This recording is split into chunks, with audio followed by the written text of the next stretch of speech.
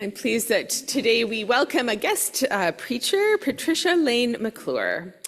She was raised in the Anglican and United traditions and is currently a member at the Anglican Church of St. John the Divine, downtown, and Oak Bay United. Patricia spent her career as a lawyer, building bridges across divides in labor law, treaty negotiations, and separating families. She now uses that skill to help people have conversations with others about effective action in the climate crisis, which includes co-founding both Lead Now and Greater Victoria Acting Together.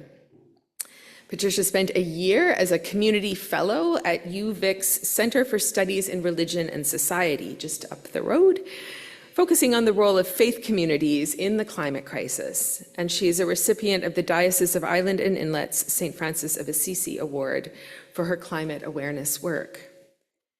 Patricia teaches at UVic, UBC, and Elder College and writes a weekly column for Canada's largest progressive online news journal, Canada's National Observer, where she mostly profiles young people engaged in action on climate. She's regularly consulted by senior officials in all levels of government and faith, environmental and community groups, working to build resilient communities. She's a mom and a grandmother, lives here in Oak Bay with her scientist husband and a tiny teacup poodle, Biscuit. Welcome, Patricia.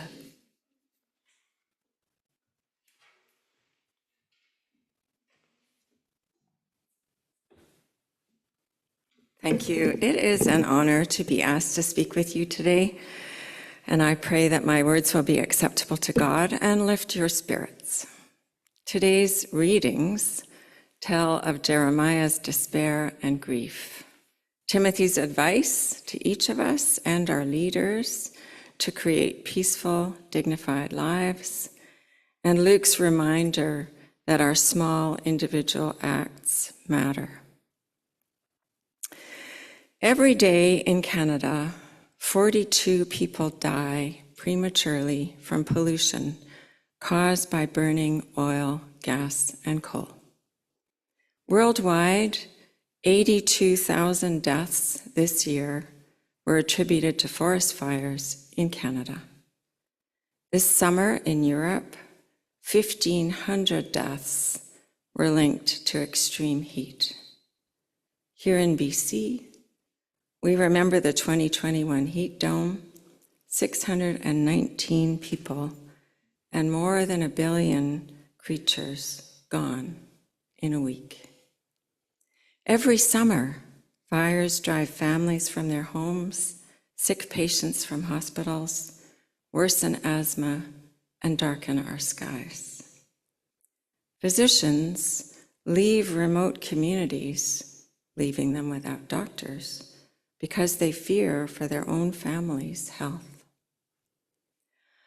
I remind us of this because in Victoria, it is easy to forget. It's beautiful out there. If you're like me, our cupboards are full, clean water flows from our taps. And even if we do worry about Trump or the rise of the extreme right in Canada, life overall feels comfortable. The memory of the smoke and ash that we woke to just last Tuesday, coming from forest fires in Washington, fades fast. Yet at some level, we know we too are at risk, along with every living thing and all human culture, Beethoven's symphonies, the MRI machine, all of medicine, the mysteries of mathematics, and the lessons of history. God will not give us another planet.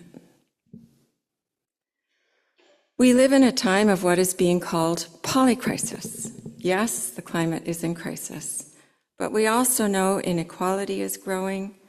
Too many die each month from overdoses. Affordability has collapsed.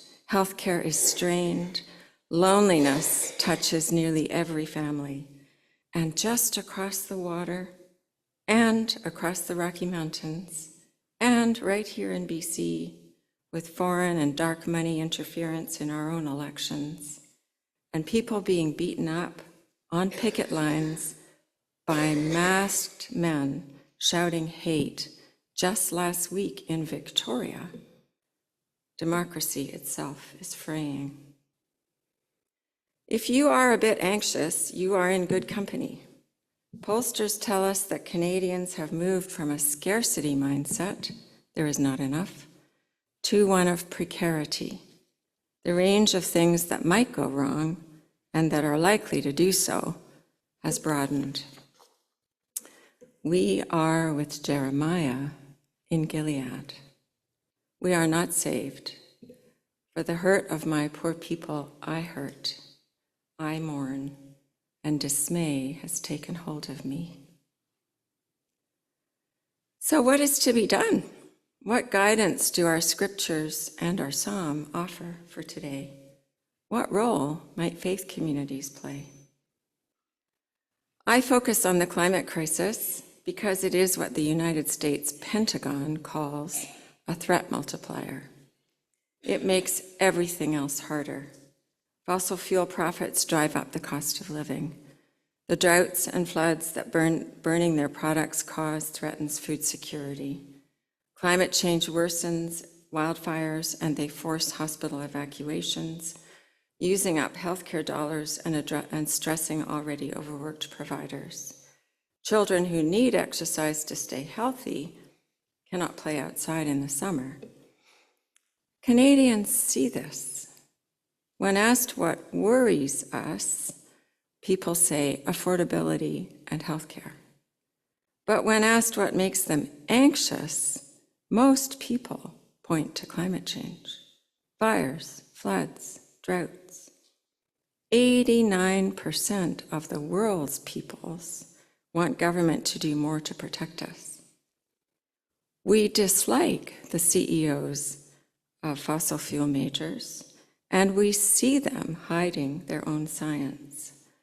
For more than 70 years, they have known that continuing to burn oil, coal, and gas will wreck our planet. Last year, when asked why he would not move towards renewables, a senior oil major executive said he couldn't see a return for his shareholders. Oh God, the heathen have come into your inheritance. They have profaned your holy temple. While his denial is entirely irresponsible, many others are just not yet aware. A majority of Canadians do not know that fossil fuels are the main cause of global heating. As leaders falter in their actions, funding LNG, for example, an alarming number start to believe that climate change is a hoax. But most of us do know the heating is real, human-driven, and dangerous. In BC, 2/3 of us want clean energy. That is remarkable. In the face of the fossil fuel industry's expenditures of billions on lies and diversion, scientists and tiny, badly funded organizations have convinced the world. But governments are failing to keep their promises made at international meetings, and we are currently on track for a 3-degree world. What should we do? Our second reading today offers guidance from Timothy, who suggests that we pray that everyone, including our leaders, act to allow us to live a peaceful life. Our Anglican Church leaders have taken some steps. In June, the General Synod passed 2 motions, one supporting the fossil fuel non-proliferation treaty, the other to cut emissions from church buildings to 0. These matter. But I think we followers of Christ are capable of more. Advertising agencies have tested what moves people to act on climate. Not fear, not anger, but love. Love of family, love of place, leaving a legacy of love. Faith communities like this one have a rich library of stories of the rewards that come from acting out of love. We can motivate ourselves and others because we know the joy of what others see as only as sacrifice. But what acts should we do? It is clear the major barrier to preventing governments from working together to leave our planet habitable is lack of public pressure. Petrostates that are democracies like Canada and the United States are doing significantly less than authoritarian states like Saudi Arabia and China. Why? We are told that our governments need the money they say they will get from extracting, transporting, and burning LNG. We are told we cannot manage our lives without fossil fuels. And we admit that we have grown to need many of their products and really enjoy the benefits of others. How can we push others to act when we ourselves are not perfect? We don't wear the label hypocrite easily. Most of the 89% who want action also believe that they are more worried than anyone else. Perhaps we exaggerate. Perhaps it's too existential. And anyway, it's time to make supper or get the kids to soccer or watch our favorite TV program. But our background anxieties remain. And because it is not often discussed, and because of the confusing messages from our leaders, we feel alone. Not wanting to stick our necks out, we remain silent. Our community leaders dare not get too far out in front of us. They don't hear from us, so they don't raise what might be too controversial a topic. Canadian data, for example, tells us that most faith leaders know that climate change is real and dangerous, but they never or rarely talk about it. This continues the veil of silence. So, if we believe ourselves to be alone, what can one lone individual do? We might be motivated, but what can we do that will matter? When asked this question, Bill McKibben, grandfather of climate journalism and founder of not the largest organization in the world fighting climate change, 350.org, and now Third Act, which he founded expressly for people in their third act, says, stop being so much of an individual, act together. And this combination, acting together with others out of love, is where churches like this one have so much to contribute. We are one of the last places in our over-individualized societies that remembers and teaches there is strength in community. Jesus did not act alone. He gathered disciples. He promised he would be there when 2 or 3 were gathered together for the common good in his name. The church is not a building or a primate. It's communities gathering to love. Acting from love is in our Anglican DNA. Yes, we are compromised. We all rely on fossil fuels. But in community, we can find courage to name that truth and keep going. We know our seemingly small efforts won't end the problem. When we wrap white gifts at Christmas or support food banks, we know we're not ending poverty, but we are doing the good that is in front of us to do. Luke reminds us, faithfulness in little things is faithfulness in much. By understanding that hope is not an absolute, but a journey best taken with others, we build the resilience needed for these times. Resilience means believing the end is not the end. Our entire faith is built on a story of an apparently ordinary carpenter who died for the common good, but the end was not the end, and he was resurrected. His similarly ordinary followers knew this and carried on against the odds. The parables of Jesus teach resilience, nuance over simplicity, informed hope over false optimism. Resilience is not easy. It asks us to resist the pull of black and white thinking, to live with complexity. Because it is not easy, we gather.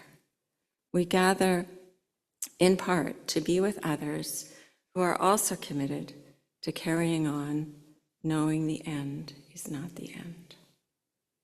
During the pandemic, Dr. Bonnie Henry says she relied a great deal on the advice of faith leaders.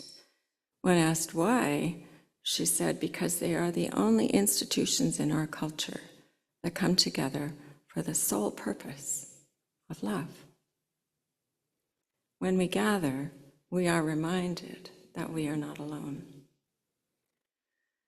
Yesterday and today, people around the world gather to celebrate the power of the sun. Sun Day in the United States, drawing the line in Canada. God gave us the sun, a clean and free gift of energy. Fossil fuels are already too dirty and expensive to last. Solar now costs half of what it costs to produce gas and coal. Last year, the world used 1/3 more solar energy than it did the year before. Pakistan reduced its use of fossil fuels by 45% in 1 year when ordinary people started installing solar panels. Germany and the United Kingdom are following fast. The solar revolution is upon us, but left to its own devices, it might take 30 years to replace fossil fuels, and we don't have that long. If we want a livable planet, this is the crucial decade. Our job then, the acts we must take, are to ensure each of our small actions contribute to supporting each other and our leaders to move more quickly towards the light. Humans learn through stories. Faith communities like this one are rich in the stories to sustain us, and we model communities that come together out of love for each other and the common good. It is not an accident that organizations like Greater Victoria Acting Together, a coalition of the broader society that also comes together to make the world better, are founded and sustained by faith communities. Churches like this one have stories, and you also have space. When this congregation hosted GVAT this week, you made a difference. Out of that meeting, a new coalition is forming to love those who are drawn to the extreme right, which is very much funded by fossil fuels, into the light of belonging to serve the common good. This is a story. One faith leader, Reverend Christine, and her community, you, offering the simple gift of hospitality, allowing other organizations representing in Victoria 60,000 people, and in Metro Vancouver, which is going to be part of this, 120,000 people, to sow the seeds of love that may save us all. So I'm here this morning to give thanks, to thank you for your gift of space and our gift of stories. And I pray that we may have the wisdom to encourage each other to step forward boldly and to offer them to the world.